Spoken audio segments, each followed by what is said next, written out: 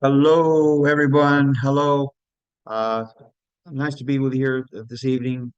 It's raining outside. The weather's not too good, but look at the background of this picture that I'm showing you. This was we were on vacation. I can't remember the island that we were at, but look at the background, how beautiful it is, the ocean, the mountains. Um, that's the best of both worlds. Okay, if you like the ocean, you got I think this was in the Caribbean, and I'm not there now, but it looks like I'm there. This is only a background. Um, but anyway, I'm glad everybody joined in. Happy Wednesday. Um, I want to go over today a very important topic, which I have a lot of associates, agents, real estate agents, ask me. Many agents are the ones that are producing and the ones that are making a lot of income. They complained that at the end of the year they have to pay the IRS a lot of taxes, because they're self-employed. And being self-employed, there are self-employment taxes that you must pay, on your net income. So those self-employment taxes uh, the rate is 15.3% of the amount that your net income, 15.3% of your net income. So a lot of realtors ask me how can we or how can I save a little money on taxes, legally? Um, can I should I form a PA, an LLC, small business corporation, subchapter S, or just keep my license as an individual? Okay. This all depends on your circumstances, and it all depends on the tax savings that your accountant, if you have an accountant, will tell you. Okay, but a lot of realtors ask me this question: should I open up a an LLC? How does it work? What is the allowable rules under the Florida Real Estate Commission on how to open one of these up? And I'm gonna go over this because I believe it's important. It's a question that I had, and I had to look it up to find the answer. So I have the answer for you all, and this way you don't make any mistakes, along the way in doing this. Okay. I got this script here from Florida Realtors magazine here, Florida Realtors, and this is a narrative on the path for associates to form a PA, LLC, or PLLC. Sales associates and broker associates can practice real estate and be paid both as individual, if they follow the correct path, or as a business entity, okay, which might be a better tax strategy for them. Okay, here are the routes that they must follow if they want to form an entity, a business entity. Remember, there's a lot of reasons to form a business entity. Uh, well, one of the big advantages of a corporation or an LLC is that you have a limited amount of liability. If you're ever sued in court, if you're sued as an individual, they can, they can attack your assets, your personal assets. Whereas if you form a LLC or a corporation, they can only sue the assets of a corporation. That's a big thing, guys. It's a big thing. Okay. I mean, you never know. Hopefully, none of us will ever be involved in a lawsuit, but it happens. It happens every day. So you need to protect yourself. Okay. Um, the Some types of Florida realtors. Uh, Florida realtors they have a legal hotline where you can call and get information. I just called them today to ask them a question on the PA, the LLC, and the entity. How does it work, and what the associate needs to do. So they gave me a very good insight as to what has to be done and how you can do it. And I'm going to go over that with you today. Okay. So I just want you to know that I did confirm this with the legal hotline with the attorney, and this is what they told me basically what we're going to go over today. Okay. Um, all right. Before we talk about the steps, let us review the law that allows all associates to form entities. Okay. The law is section Florida statutes 475 161, and it's titled Licensing of Sales Associates and Broker Associates. Okay. Let me go over this with you here. It says, and I quote, an associate can always hold a license as an individual, in which case the license would be just for the associate's legal name. The statute also allows a license to be held as a professional corporation, a PA, a limited liability company, a professional limited liability company. Uh, the name of the PA, LLC, or PLLC can only be the associate's legal name, okay, as registered with the Florida Department of Business and Professional Regulation. Okay. For example, and this is important, guys, if your license reads uh, John Doe, okay, before the entity is formed, okay, you don't want to just pick a name for your entity, all right? Before you form your entity, the name of the entity must be Wade Wilson, or this is an example, John Doe PA, or John Doe LLC, or John Doe Inc. Okay, but you must have your name, your full name as it is in your on your license. You have to have that on your LLC or your corporation. Okay, you can't just put a name on the corporation. Uh, My Happy Realty, you know, uh, LLC or My Happy Realty Corporation. That won't work. You have to have your name on the corporation. So when you set this up, make sure that you have your first name on it, and then you can have, Inc. or you can have LLC after your name. Okay. Uh, what are the steps to properly set up the entity? Okay, the first step for a sales associate and broker associate is to consider whether or not the change is worth pursuing. Okay. Um, the primary reason associates form these entities as a vehicle is for what? For tax savings. Okay. It so maybe worth you running the numbers to see how much your deductions can be and whether it's worth uh, doing an entity. Okay. In most cases, if your gross income is over a certain amount, say over 50,000 or 60,000, then it might be worth your while to consider one of these entities, in order to avoid the all the self-employment taxes. Okay, you're not going to avoid all the self-employment taxes, but you'll avoid some. Okay, I'm going to get into that in a little bit, uh, on what are the legal ways that you can save money on your taxes. Okay. The second step is to decide whether you should hire someone to set up your entity. You can hire an attorney, a CPA, or you can do it yourself. You can choose to go to the sunbiz.org. I don't know if you all have heard. You can actually go there and click Start a Business tab, and that has both information and has all the forms that you need. Okay. Um, Also, the please note that the LLC, PA, is they're set up, but they're not actually a corporation. So you may have to qualify the LLC if you want to set it up as a corporation, which I recommend you do.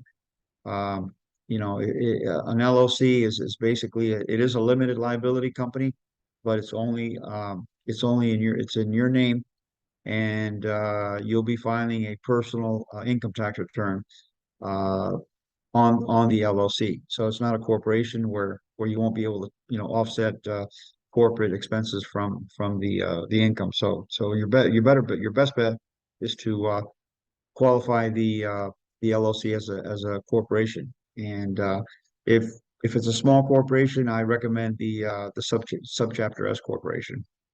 Okay. Um, the although this is not written part of the rule, but our understanding is that the DBPR will be checking, to confirm the associate is the only officer, director, member, or manager of the entity. So you want to make sure that when you open up your entity, you don't include, say, if you include your wife and your wife is not licensed, uh, that's a no-no.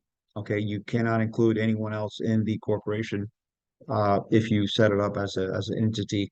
Your broker won't be able to pay you a commission, if it's not for you directly. Okay, and make sure that if you do have an LLC, that it's a single member LLC. Because if you go for a dual member LLC, then you may not qualify to convert it to convert your license or to do business as an LLC or a corporation.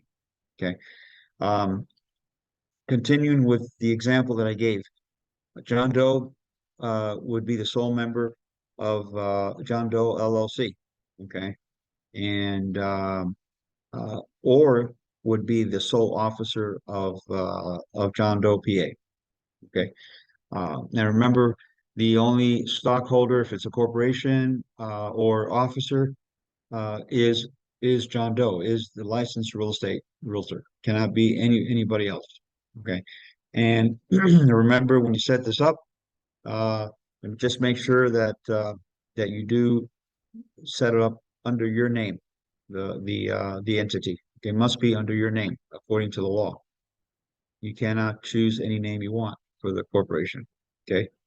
The third step, and this is probably the most important step, is filing the paperwork. It's a very simple form. It's RE16. It's a very short form that allows you to add the entity designation to a license or to remove it. Okay, once you add an LLC to your name, if you don't want it, you can always remove it. If you're not using it, or if you'd rather, you know, be get paid as an individual. Okay. You can find the form RE16 alongside with all other license forms, related forms at www.myfloridalicense.com. And I have a copy of the form, so if you need it, just give me a holler, and I'll be happy to get you a copy of that form. Okay. Um, the fourth and the final step is to ensure everything is approved and complete by looking up your license at www.myfloridalicense.com. And if you've done everything correctly, your license will now include the entity designation. Okay. Where it once said John Doe, now it's going to read John Doe PA, or John Doe LLC, or John Doe Inc. Okay, that's the way it has to appear. Okay, cannot appear in any other name. You must have your name on it. I've confirmed this with the attorney there at the DBPR, that it cannot be in any other entity name other than your name. Okay, your corporation or your LLC, or whatever. Okay. Uh, so basically, if anyone question whether they're allowed to pay an entity, direct them to myfloridalicense.com, and they can look up the entity there, make sure that it's in the agent's name, okay, and that it's registered with the DBPR. Otherwise, brokers out there, you'll be violating the law by paying a commission to an unlicensed company or corporation. So be very careful with that. Okay. I mean, a lot of our associates will, be very happy. Oh, I got a corporation, pay me under the name of the corporation. Well, you got to check that out, make sure that corporation is in their name, and that their name shows on the Floridalicense.com. That's registered. So you need to register your LLC with the Department of Real Estate. Okay, that's very, very important. Yeah. Um, Basically, that's it. It's pretty simple. It's not nothing complicated in forming an LLC or a corporation. You know. Let's talk a little about. I want to talk a little about taxes. Okay, it's tax season. It's uh it's amazing that most realtors, you know, including myself, wait until the very last minute to do their taxes. Okay, there's nothing wrong with that. Uh, it's just make sure that you file an extension. The deadline this year is April the 18th. Okay, so you make sure always to file an extension. Okay, you may file an automatic extension, 6 months extension. Okay, so that's important. Any of you, this is also super important. Any of you guys have a corporation right now or have an LLC, please don't forget to renew your state license, your corporate license or your LLC with Sunbiz, state of Florida, because if you don't, rather than $150 renewal fee, if you pay after May 1st, it's going to cost you $1,500 for the renewal. That's a big penalty, a very big penalty. So make sure any of you that have any corporations out there, uh, do it now. File. It's very simple. Just go to sunbiz.org, open up your corporation, and hit the click where you renew it, and you can renew it and pay the fee right there, right online. Okay. Um, let's go to let's talk a little about taxes, as I said before. All right, here are the different. Make sure that we can share this here. Okay, yeah, here we go. All right, this is how to register your business. Should I register it as an LLC? Should I register as a corporation, or should I register as a sole proprietorship? Okay, most agents and most companies, small businesses are they run on a sole proprietorship. Okay, so and what a sole proprietorship is basically, it's it's a person that's doing their own Schedule C on their tax returns, and they're paying something called self-employment tax at the end of the year. The self-employment tax that you will pay is 15.3%, 15.3% of your net income. Okay, which could turn out to be a lot of money. Okay, um, say you had a good year in real estate, and say you made a total of $150,000. Okay, um, say you were able to deduct $50,000 in expenses. So now you got a net income of what? Of 100,000. So you multiply 100 times 15.3, and you'll have what they call self-employment tax, which is another name for Social Security tax. You'll be paying $15,300 in Social Security. Uh, Plus, okay, that's not the only tax you're going to pay. You're also going to pay an income tax, and the income tax can range anywhere from 10 to 20% based on your tax bracket. Okay, so let's say you have 100,000. Let's say your taxable income is 60,000. Okay, okay, you may end up paying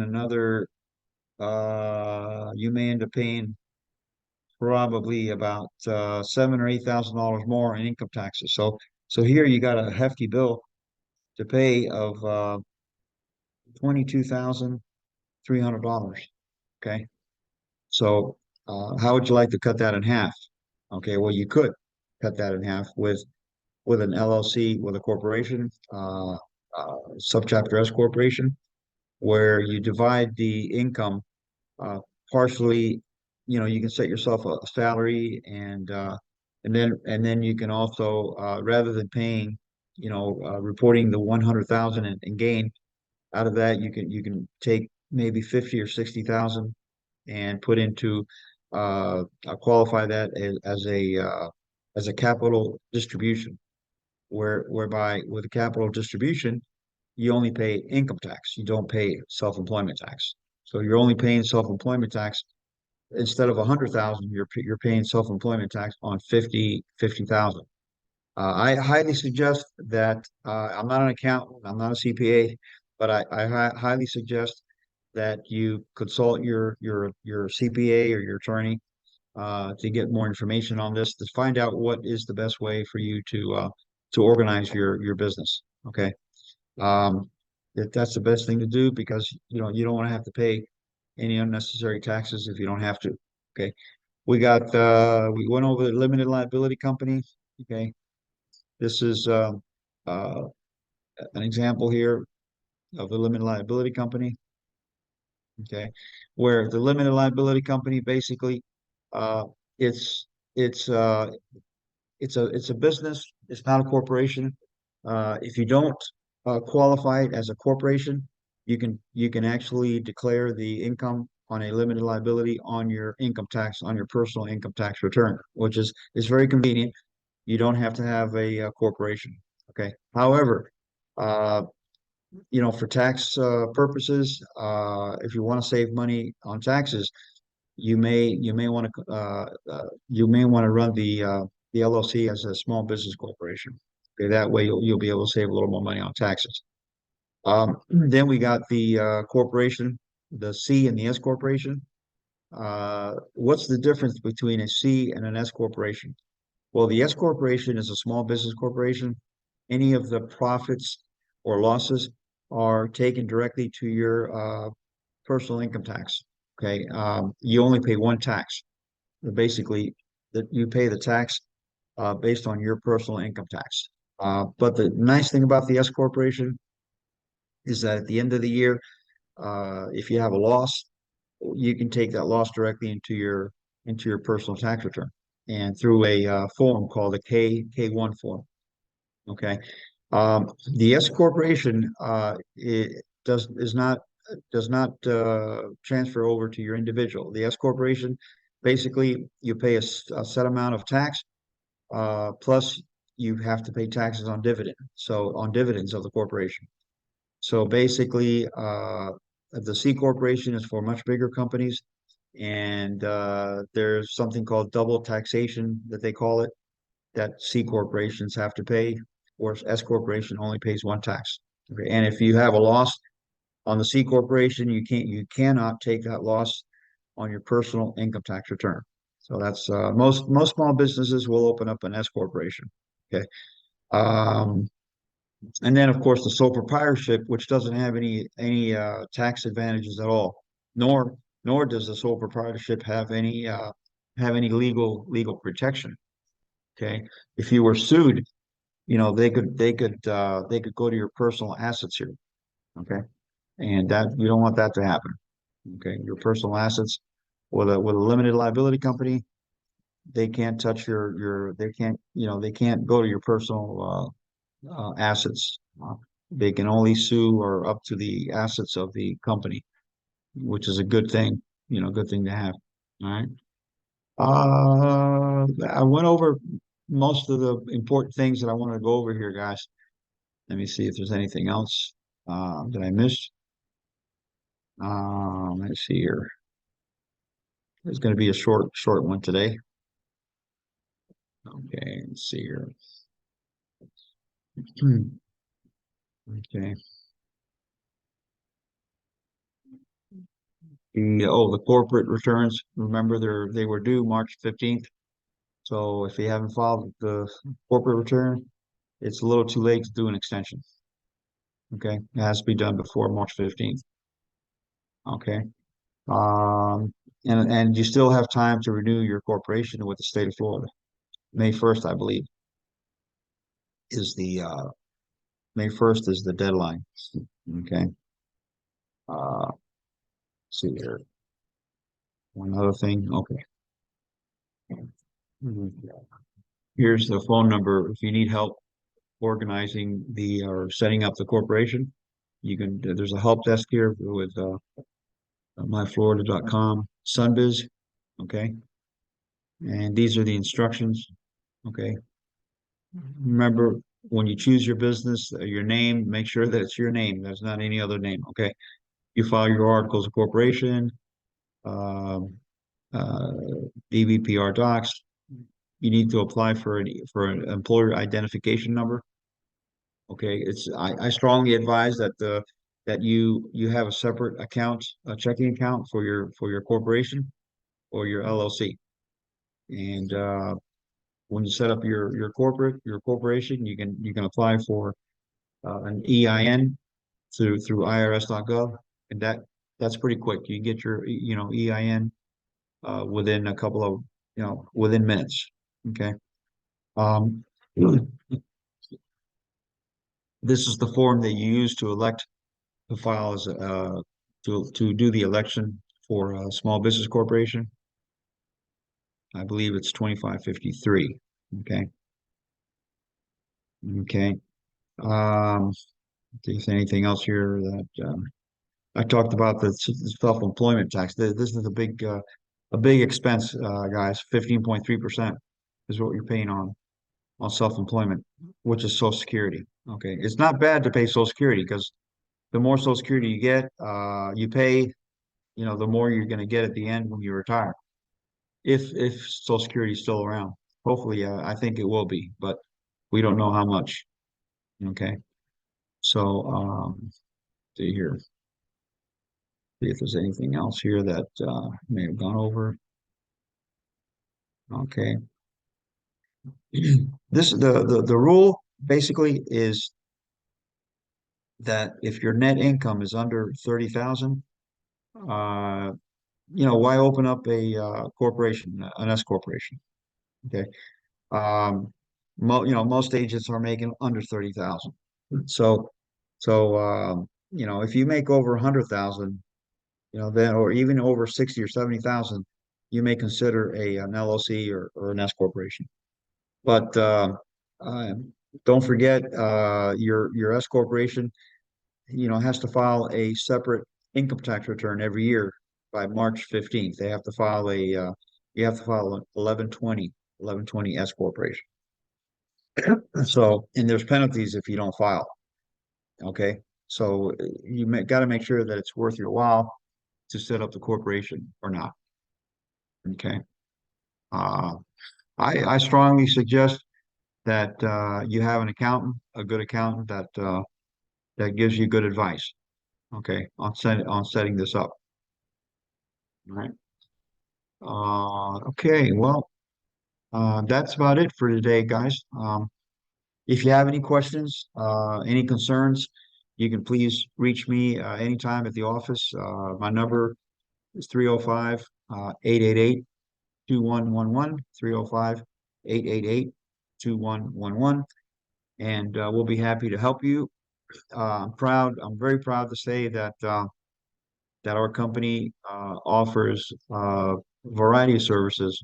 We do uh, we don't not only offer real estate, we offer real estate, and we also offer mortgages. Okay, so if any of your realtors out there, uh, you want to get a pre-qualification, or you want to find out whether you qualify, your buyer qualifies for a home.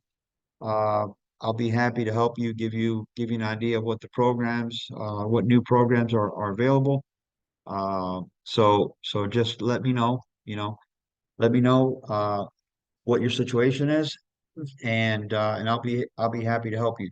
There's many programs out there for buyers, first-time home buyers, and believe me, it's an unfortunate situation that most people are renting out there, and the rents are so high that it's just incredible. If you can show these people out there that are renting that they're better option, there's better options out there. You're going to win. You're going to win in this real estate market because believe me, guys, when you're paying rent and you're paying $2,000, $2,500 a month for rent, $3,000 a month for rent, That's wasted money. That goes into the wastebasket, goes into the toilet, whatever you pay in rent. So, you know, don't if your buyer says, "Hey, uh, I don't have the money right now," but sit down with them, get them in front of your mortgage broker, get them in front of me, so I could tell them, you know, what they need to plan for in order to purchase their. They might not be able to purchase the home right now, but within a year, they might be able to. Uh, Income tax, by most people, especially the people, families with children, you're getting child credits, you're getting refunds, you're getting earned income credit, you're getting all kinds of credit. So at the end of this April tax season, your client might have another seven, eight, nine, $10,000 available from taxes. So sit down with them. Say, hey, listen, this is what we got. So get them in front of a mortgage broker. Go over the down payment assistance programs with them, so they'll understand. They don't have most programs out there. There's excellent programs that are down payment assistance programs. So sit down with them and be creative. Okay, number one thing I believe that will make you successful this year is to be creative. Okay. Show that homeowner or the buyer how they can afford a home. Okay. And show them how to save money. Get them in front of someone that can explain to them what they need to do. And that buyer is not going to go anywhere but buy from you, because you're the one who brought them, to get the proper advice from a loan officer, and you're the one, who's going to help them out. So that buyer is not going to forget you. So when he decides to buy, you got a client, you're going to have a friend, and you're going to have more than likely a real estate transaction. And that's the way you start the business, okay, in real estate. You have one happy client. Um, you don't look at the commission first, you look at the client first, client's best interest. And once you help them, they're ready to buy. Well, guess what? You're going to get from that client, you're going to get two or three or four other referrals. So you're always going to be busy. Okay. And that's what we've done all our lives, in the last 40 years that we've been in business. We get a lot of referrals, and that's the name of the game is referrals. Okay. So guys, take advantage. The rates are not that high. I know everybody's complaining, oh, the rates are high, this and that. I'd rather pay six or 6.5% rate than pay $3,000 a month rent. All right. And you can always tell your buyer, look, the rates go down, you can always refinance. You can always lower the rate. That's always a possibility. And when you compare, even with today's rates, okay, the high rates, when you compare their mortgage payment, compare it to their rent payment. Yeah, their mortgage payment might be a little high or a little higher than their rent payment, but if they can afford it, they're going to be in a much better position by owning a home than renting a home. Okay, and I can calculate to them, show them, look, you're paying $3,000 a month. How much is your rent going to cost you in 3 years? Paying $3,000 a month, $36,000 a year times three. That's $100,000 wasted in the toilet. Okay, where they could have bought maybe for $3,500 a month, they could have bought a home. And they would have equity appreciation. You can do anything you want with a home. You're there. You can improve the home. Most tenants, don't even improve their property, because why are they going to improve it if they're doing it for the owner? So get a hold of these tenants. Talk to everyone who's renting.